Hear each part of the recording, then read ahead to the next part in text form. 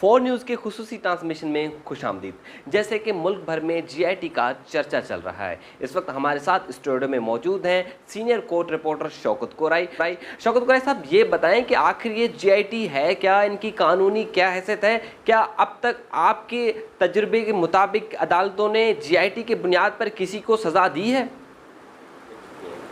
देखें, जितने भी केसेस होते हैं उसमें पुलिस रिपोर्ट आती है और पुलिस पर लोगों का एतबार है नहीं। बहुत सारे ऐसे केसेस आए जिसमें ये कहा गया जी पुलिस ने इन्वेस्टिगेशन इसकी सही नहीं की या पुलिस ने इन्फ्लुएंस ले लिया है, बहुत सारे लोगों का इन्फ्लुएंस था, उन्होंने अपना असर इस्तेमाल किया, तो ये रिपोर्ट जो है गलत है।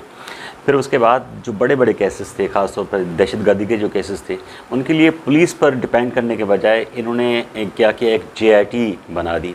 जीआईटी के लिए कहा गया कि जीआईटी के अंदर सिर्फ पुलिस नहीं होगी, पुलिस का अफसर उसका सरबराह होगा, लेकिन उसमें जो इंटेलिजेंस इदारे हैं जैसे आईएसआई है, मिलिट्री इंटेलिजेंस है, उसके नुमाइंदे भी उसमें बिठा दिए गए।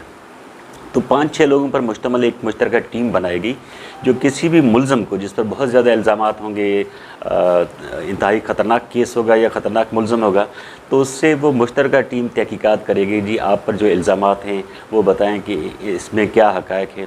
तो फिर उसके बाद जीआईटी जब इन्वेस्टिगेट करती थी, उससे इंटरोगेशन करती थी, तो वो फाइनल रिपोर्ट बनाकर इदारों को देते हैं ताकि इस जीआईटी रिपोर्ट को लेकर अदालत में जाएं, फिर इसके ऊपर केस चला जाएगा।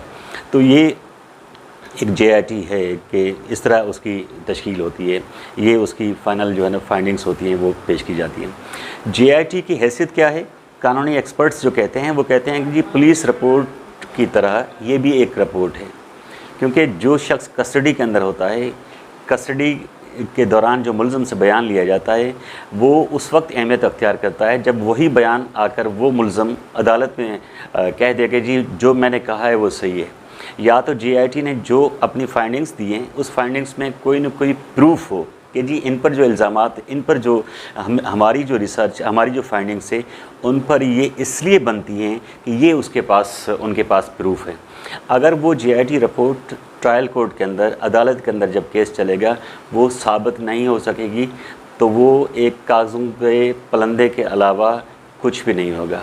अदरवाइज़ जीआईटी की कोई अहमियत नहीं होगी। वो मुलज़म आकर ये कहे कि जी मैं कस्टडी में था, मुझ पर बहुत ज़्यादा प्रेशर था, मुझ पर टॉर्चर किया गया और उसके बाद मुझसे ये बयान दिलाया गया, इस बयान से मैं इनकार करता हूँ, मैंने कोई एतराफ़ नहीं किया, तो वो जीआईटी ख़त्म हो जाएगी, उसकी कोई अहमियत नहीं रहेगी। बस सिर्फ ये है कि ये पहले पुलिस करती थी, रिपोर्ट बनाती थी, इन्वेस्टिगेट करती थी, अब ज़रा 5-6 लोग हैं उसमें, कुछ 1-2 इदारे हैं, दिफाई इदारे, इंटेलिजेंस इदारे, वो उसमें बैठते हैं, इसलिए थोड़ी सी उसकी एक मोतबर हैसियत होती है जीआईटी की, अदरवाइज़ और कुछ भी नहीं है। जब तक वो इल्ज़ामात जीआईटी में जो लगाए गए हैं वो साबित नहीं होते तो उस वक्त तक जीआईटी की कोई अहमियत नहीं है। अगर वो साबित नहीं हुए तो जीआईटी एक कागज़ का टुकड़ा है। दूसरा, आज तक कोई ऐसा केस सामने हमारे नहीं आया कि जीआईटी की रिपोर्ट पर किसी शख्स को सज़ा मिली हो। मिसाल के तौर पर सबसे बड़ा केस नवाज़ शरीफ का था जिसमें वो डिस्क्वालीफाई हो गए थे, उसमें भी जीआईटी बनाई गई थी। उस जीआईटी ने जो फाइंडिंग्स दी थी, अदालत ने उस फाइंडिंग्स पे कोई फ़ैसला नहीं किया। अदालत ने वो जीआईटी रेफ़र कर दी नेब को कि आप जाएँ री इन्वेस्टिगेट करें ये जो इल्ज़ामात हैं, और जीआईटी को इसका पार्ट ज़रूर बनाएं इन्वेस्टिगेशन का, ताकि जीआईटी के अंदर जो फाइंडिंग्स आई हैं उस फाइंडिंग्स का भी सहारा लिया जाए, उसको भी देखें कि क्या हक़ाइक़ हैं। तो आज तक मेरी नज़र में कोई ऐसा केस सामने नहीं आया जो जीआईटी की रिपोर्ट पर किसी को सज़ा हुई हो और किसी मुलज़म ने ये ओन किया हो कि जीआईटी रिपोर्ट जितनी भी है वो सही है और मैंने ऐसे कहा है और ऐसे किया है। लोग आते हैं, जब उनका बयान होता है कोर्ट के अंदर तो वो उससे इनकार करते हैं। जब इनकार करते हैं तो अदालत मुलज़म के उस बयान को रिकॉर्ड का हिस्सा बनाती है और कहती है कि जी ये जो कस्टडी में बयान लिया गया है उसकी कोई इतनी इंपॉर्टेंस नहीं है, इसके लिए सबूत लाओ।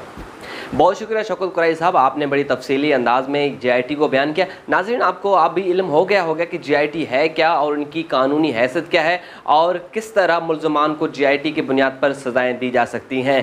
आइंदा के लिए एक नए मौजू और एक नए गेस्ट के साथ आपके सामने हाजिर होंगे। तब तक के लिए हमारा चैनल ज़रूर सब्सक्राइब कीजिए।